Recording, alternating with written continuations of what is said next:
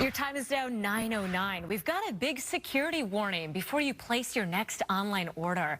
Experts say scammers are impersonating brands to steal your information, and we want to be able to help you defend yourself online. So joining us live with the biggest warning signs to watch for is Amazon's Director of Worldwide Buyer Risk Prevention, Scott Knapp.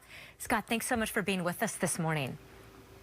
Good morning, Abby. Thanks for having me. So we've got a lot of ground to cover because this is really a big deal and it's a risk for many people. So start out by giving us examples of the most common scams you're seeing right now. Sure, it is. It's like you mentioned, it's a big industry problem. And the most common things like we're seeing right now, by far this year, the biggest scam has been what we call the suspicious activity scam, where you get the text or email that warns of, hey, we've noticed some suspicious activity on your account. And it can be for Amazon or any online retailer, or I actually just got one from my utility, believe it or not, where they try to lure you in to give them, hey, click on this link or pick up the phone and give us some personal information.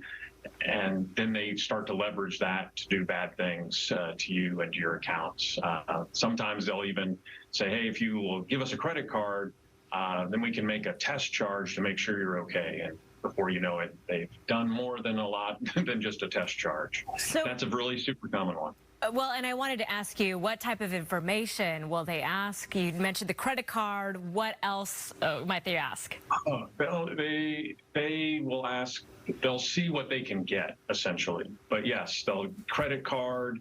They will ask for personal information. Some of them will go, hey, can you give us your social security number? Because maybe, like I said, your utility might have that on file. So you're like, oh, of course, I'll give it to you to verify. So social security number.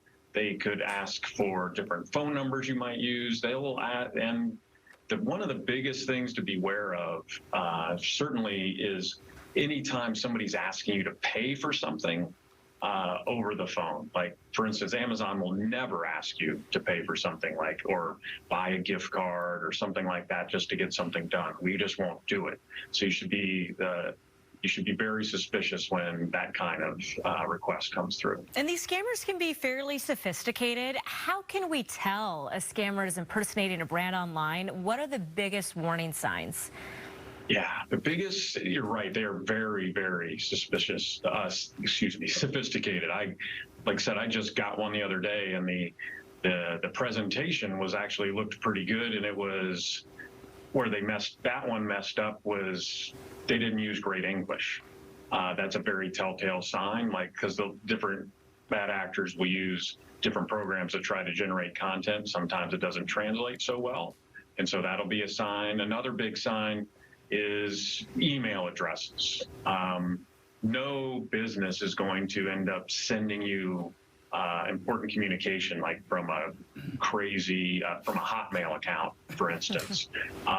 So that should be a sign. And then, so we've partnered with others to adopt this industry leading technology. It's around 20 countries worth have adopted it. And it's, if you use Gmail or Yahoo or other popular providers, like for Amazon, for instance, you'll see the Amazon smile will show up in the email header. And that's that's a good way to know it's from us. Okay, so we talked about the information they might ask a person, including email addresses.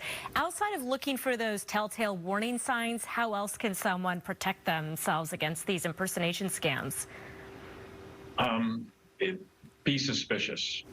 One of the biggest things is that they will try to put this false sense of urgency out there that, hey, it's, somebody's trying to buy an expensive electronic device, a laptop or something. You need to contact us right now to get this. And so whenever you're getting a communication like that sounds urgent and doesn't quite make sense to you, the biggest thing I tell people is take a pause before you click on anything, before you text, before you call, and see if it makes sense.